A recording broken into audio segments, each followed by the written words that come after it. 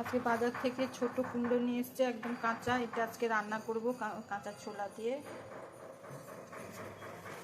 এই যে এবার কাঁচা কুমড়ো, আলু, সজনে ডাঁটা আর এই যে কাঁচা ছোলা দিয়েছি, আদা পেঁয়াজ দিয়ে নিরামিষ একদম করছি রুটির সঙ্গে।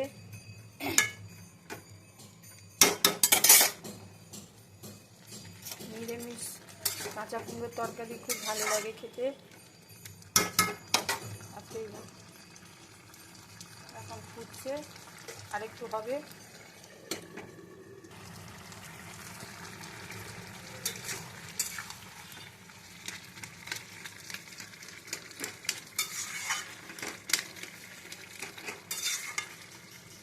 কাঁচা কুমড়োর কিন্তু খোসাগুলো রেখে দিয়েছি, ছাড়াইনি,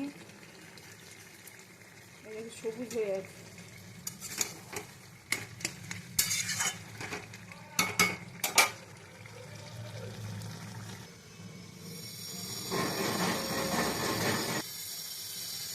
হয়ে এসছে, এবার অল্প করে ঘি দেব। চারদিকে এত আওয়াজ তো কথা বলাও যায় না। এবার নামিয়ে নেব। ছোলাগুলোও সেদ্ধ হয়ে গেছে।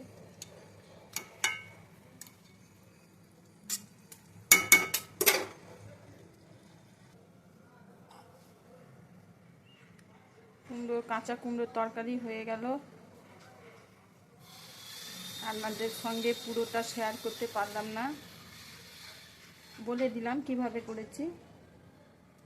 আর ভালো লাগলে লাইক, শেয়ার, সাবস্ক্রাইব করবেন, কমেন্ট করবেন।